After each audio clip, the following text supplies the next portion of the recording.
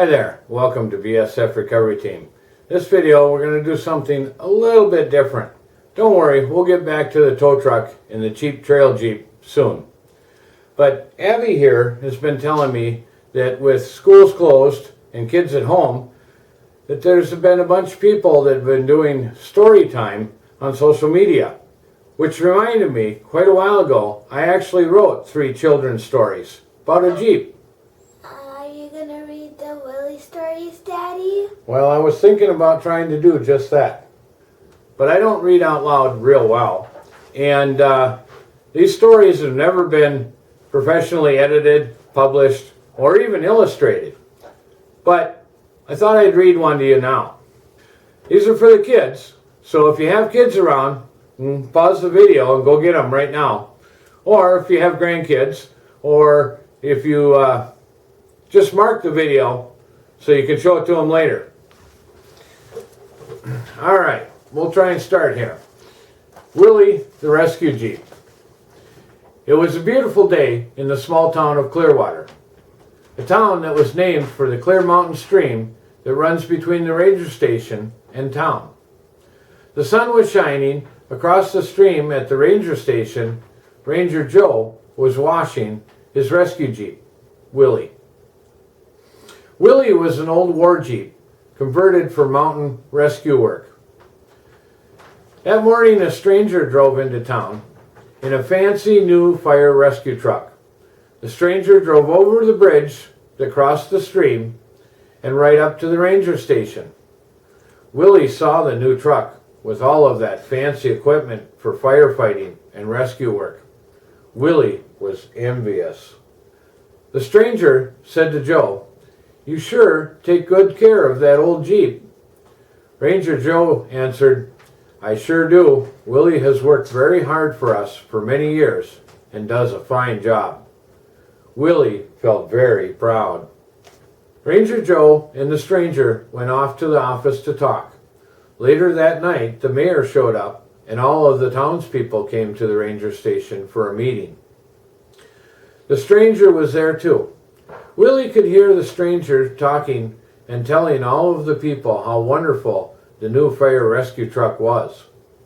It was a very long meeting and went late into the night. Willie fell asleep before it was over. The very next morning, the town mayor came to the ranger station, patted the new shiny fire rescue truck on the hood, and said to Ranger Joe, "Well, all the townspeople have voted. It's all yours now. Of course, with only room for one truck in the ranger station, you will just have to park old Willie out back." When Willie heard this, he felt sad and very scared. He would be all alone out back. For week after week that summer, the shiny new fire rescue truck worked hard on many rescues. There was a climber stuck on a cliff. There was a grass fire, and many more. After every rescue, Ranger Joe would wash the new truck and then park the new truck in the ranger station, just like he used to do for Willie. This made Willie feel very sad and neglected. Willie could feel the layers of the dust collecting on him, and he could feel the grease in his parts stiffening up. One day the town mayor stopped by at the ranger station and asked Ranger Joe, "How do you like the new truck with all of its fancy equipment?" Ranger Joe answered, "It sure is nice to have all of that fancy equipment, but it makes the truck very heavy and hard to drive off-road."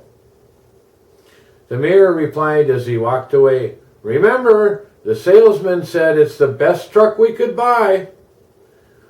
Willie heard them talking, but could only think of the coming winter, and how being out back he would be very cold and forgotten.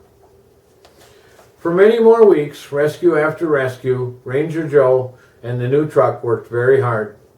The new fire rescue truck did the job very well. The whole time Willie was left out back, and soon fall came. The weather got cold and rainy. Willie felt sad and depressed because he knew that he had been forgotten. One very stormy night, a call came over the radio. A plane had crashed up on the mountain. The people needed to be rescued, and a little girl needed a doctor. Ranger Joe climbed into the new fire rescue truck and drove out of the ranger station, only to find the bridge over the stream had washed away. The storm was causing flooding all over the valley. Ranger Joe tried to drive the truck across the stream, but the truck was just too big and heavy, and it got stuck. Ranger Joe called on the radio and said, "The rescue truck is stuck in the stream.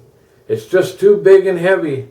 If only I had a small light just then." Ranger Joe remembered old Willie parked out back. Ranger Joe said to the people on the other end of the radio, "I have an idea." Ranger Joe ran back behind the ranger station, leaped in, and tried to start old Willie. Willie was cold and didn't want to start. His battery was low, his engine was stiff, and cranked over very slow.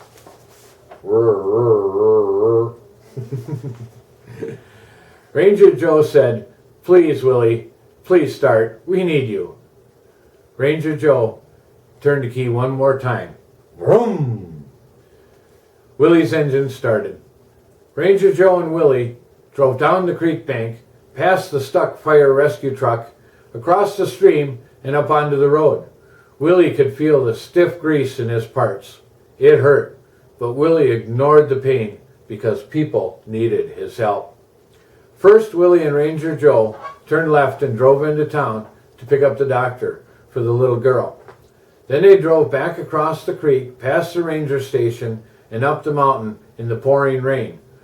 Not only once, but many times.